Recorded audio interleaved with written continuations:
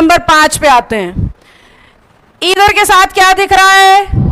Neither के साथ, not only के साथ, वेदर के साथ। जहां पे भी ये कंजंक्शंस आ जाएं, क्या है ये? फिर से बोलो, क्या है? कंजंक्शन का काम होता है दो अलग अलग हिस्सों को आपस में जोड़ना। कंजंक्शन कनेक्टर को कहा जाता है, इसका काम ही कनेक्ट करने का है। तो ये सारी कंजंक्शन जहां भी आएंगी दो अलग अलग सब्जेक्ट्स को आपस में कनेक्ट करेंगी, पर बात हमेशा सेकंड सब्जेक्ट की करेंगी, फर्स्ट की नहीं। तो हमारे बच्चे ने ये याद रखना है कि जहां पर भी इनमें से कोई कंजंक्शन आएगी, वर्ब सब्जेक्ट नंबर 2 के हिसाब से लगानी है, 1 के हिसाब से नहीं।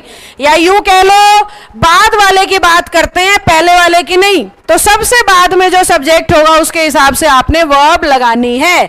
कई बार ऐसे होता है, ईदर फादर और mother comma children comma comma करके बहुत सारे लिख देता है। तो जो सबसे लास्ट में आएगा ना सब्जेक्ट, उसके हिसाब से आपने क्या लगा देनी है? वर्ब।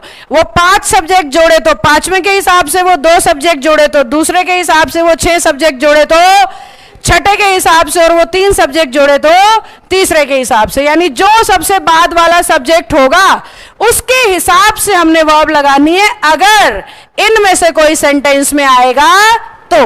फॉर एग्जाम्पल, स्क्रीन पे देख लो या बुक में देख लो, उसने लिखा ईदर ही और, तो यू को देख के आर लगा रखा है, ना कि ही को। यही तो नियम था।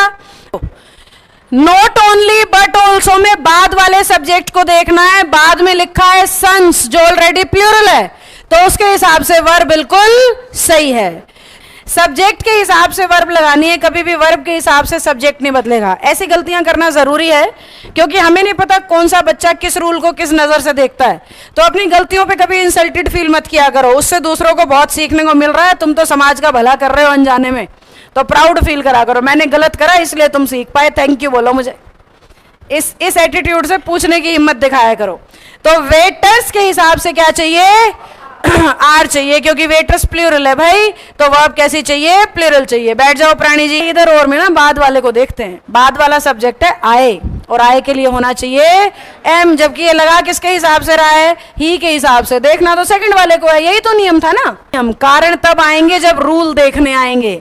बच्चे जचा रहे हैं, हिंदी बना रहे हैं, रीडिंग कर रहे हैं, जबकि लॉजिकली हर एरर दिखता है पेपर के अंदर। अगर आपको लॉजिक पता है तो, लॉजिक ही नहीं पता तो चलो पढ़ के देखते हैं क्या एरर मिलेगा, फिर हम ये कर रहे होते हैं, चलो जचा के देखते हैं।